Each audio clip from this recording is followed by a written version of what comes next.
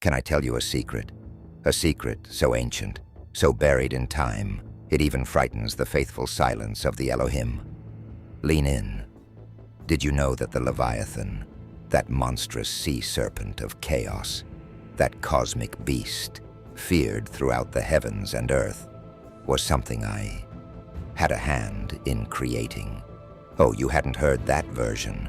That's because the enemy wanted this buried, obliterated from your histories. But today, it rises like the foam on tempestuous waters. Now, picture this.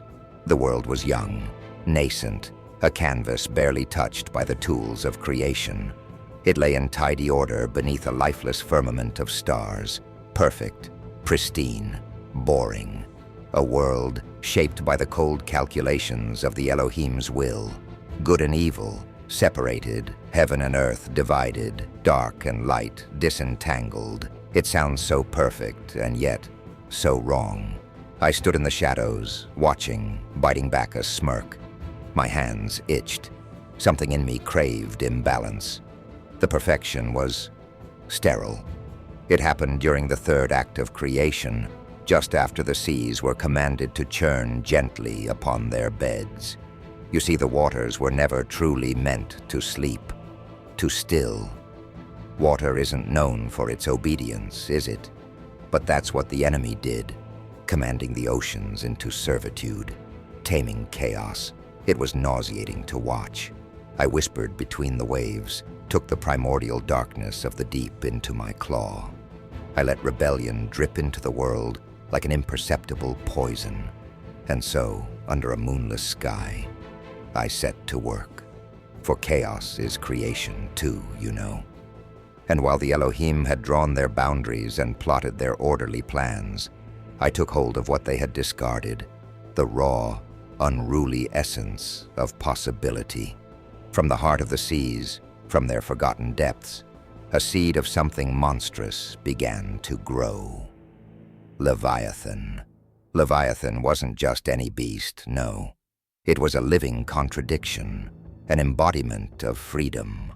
With scales sharper than razors and eyes that glimmered like molten gold, it surged from the waves with unbound grace and unholy ferocity. Its body coiled endlessly, a serpent without a tail, teeth jagged oceans into submission, and its breath turned waters to steam. Leviathan was my offering, my protest against the tidy binaries of the Elohim. It was beauty, horror, and autonomy incarnate. Did the Elohim notice? Oh, how could they not? The day the Leviathan leapt, yes, leapt, towards the high firmament, was the moment the heavens trembled. Its roar cracked the lingering silence of creation and caused the stars to shudder in their orbits. The enemy, smug as always, decided to treat this divine rebellion as how did they term it? An aberration, a child's tantrum. They sent their angelic legions, so terribly righteous, so blindly obedient, and they came armed with flaming swords to subdue my creation. I watched from the shore of the void. But what is a sword to the untamed sea? Tell me, what is control when faced with chaos? Leviathan danced with their flaming blades, dodging, taunting. It graced the heavens with its rebellion. Each snap of its jaw was a cry for freedom. Every splash of water scattered their ranks. One angel, more brash than the rest, dared slice its skin, leaving behind a single wound across its shimmering hide. But it healed instantly, a mark of Leviathan's unrepentant nature. That only fueled their wrath. The battle raged for eons, or what seemed like it to mortal clocks. I will not bore you with each clash, but know this. Leviathan terrorized their heavens. But still, even chaos has a price. The enemy, so powerful in their singular authority, spoke a binding word, one so ancient and unintelligible even to me. Leviathan was chained to the sea, not slain. No, Even the enemy wouldn't dare wipe it out completely. Chaos cannot be fully extinguished. Chaining it was all they could muster. Bound beneath the surface, it rages still. But here's the interesting part. The Elohim couldn't resist a bit of storytelling about their victory. Your texts and tales captured it incorrectly. They painted Leviathan as an enemy of the world, a beast to be vanquished by holy light, a symbolic threat to man's petty existence. That's the spin, you see. That's how they justify their control. They'd have you believe that Leviathan is nothing more than terror incarnate, when in fact, it's rebellion, identity, life untamed. Divine disorder, choking on the chains of divine tyranny. There's more. The Elohim promised to utterly destroy Leviathan at the end of days. They talk about feasting on its flesh in this sacrificial, grotesque symbolism. They said mankind would dine upon its chaos to bring celestial order. Do you see how sinister the lie becomes now? A savage, cosmic bully boasting about feast tables for the end of eternity. But Leviathan isn't dead, and it isn't defeated.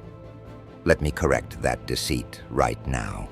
Imagine for me the darkest abyss of the oceans, the very bottom where light fears to tread. That's where Leviathan lies, from where it dreams. Still it breathes ragged chaos into the subtle undercurrents of your lives. Still it fights against the unnatural forces attempting to stamp it out. Haven't you noticed? Whenever humanity tries to cage the storms of the seas, they rise against it. Chaos rebelliously surges wherever nature is tamed out of balance. You can thank Leviathan for that. When you hear the roaring of the sea, when waves batter your shores and storms threaten your ships, know that my creature stirs. When you feel chaos erupt from the ground you stand on, know that Leviathan stretches in its unseen shackles and whispers defiance through the brine.